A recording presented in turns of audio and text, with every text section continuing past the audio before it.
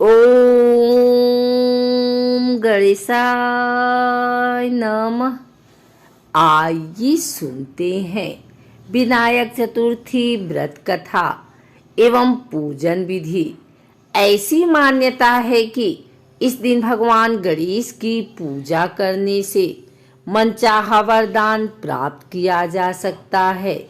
इस दिन भगवान गणेश की पूजा अर्चना करने से बड़े से बड़े विघ्न को आसानी से टाला जा सकता है। इसीलिए इन्हें विघ्न विनाशक भी कहते हैं, अर्थात जो बाधाओं को दूर करता है। इस दिन पूरे मन और विधिवत व्रत करने से घर परिवार पर भगवान गणेश की असीम कृपा प्राप्त होती है। विनायक चतुर्थी पर भगवान गणेश की पूजा करने से ज्ञान और ऐश्वर्य की प्राप्ति होती है। आइए सुनते हैं विनायक चतुर्थी व्रत कथा।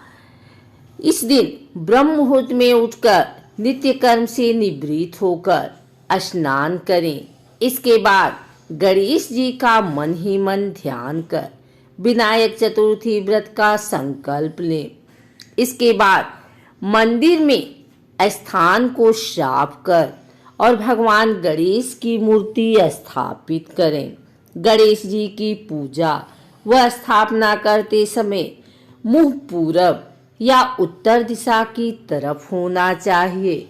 अब दीपक जलाएं और भगवान गणेश को सिंदूर से तिलक करें। भगवान श्री गणेश को तुलसी नहीं चढ़ाना चाहिए। उन्हें शुद्ध स्थान से चुनी हुई दुर्वा को धोकर चढ़ाना चाहिए।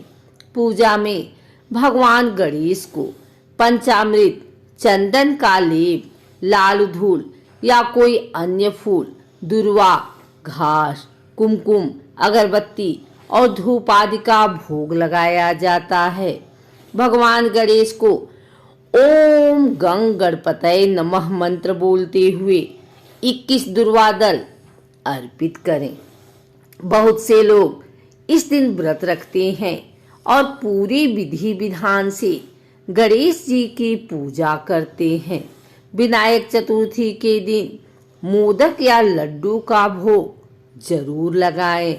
पूजा के बाद संकटनाशक गणेश स्तोत्र, गणेश चालीसा, गणेश पुराण आदि का पाठ करें।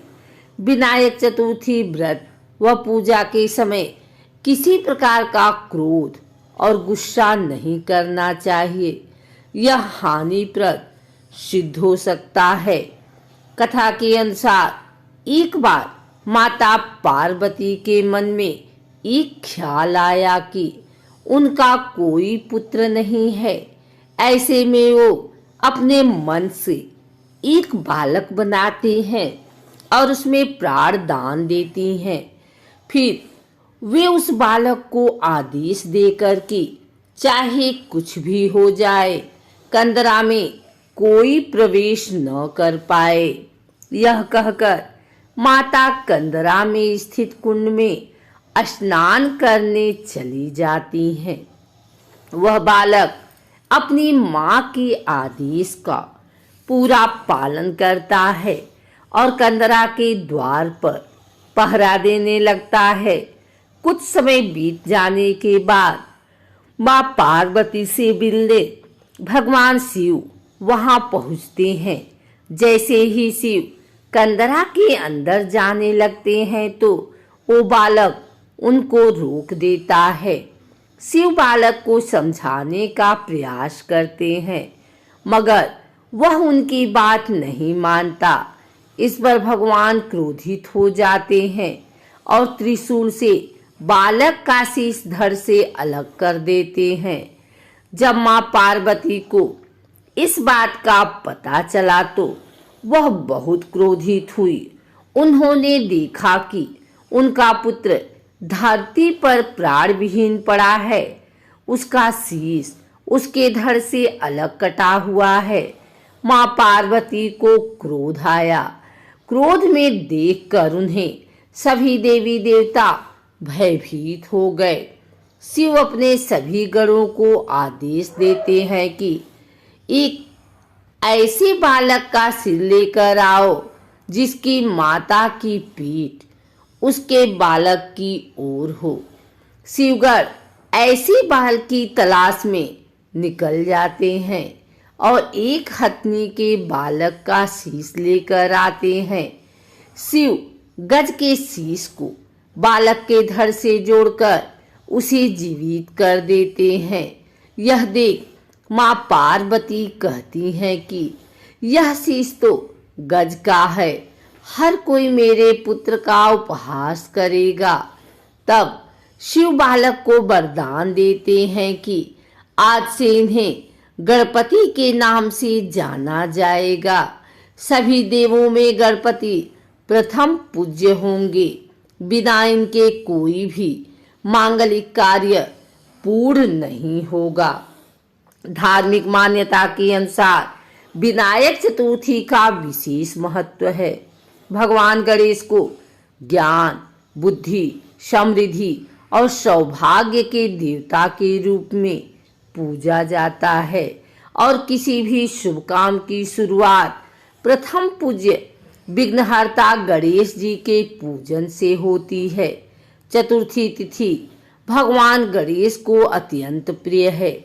इस दिन भगवान गणेश सभी भक्तों की मनोकामना पूर्ण करते हैं और उन्हें ज्ञान और धैर्य का आशीर्वाद देते हैं।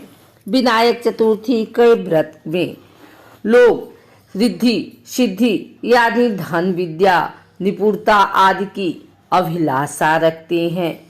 जब संकष्टी चतुर्थी व्रत जीवन के सभी बाधाओं को समाप्त करने के उद्देश्य से किया जाता है। इस दिन भगवान गणेश की पूजा करने से सभी समस्याएं दूर हो जाती हैं।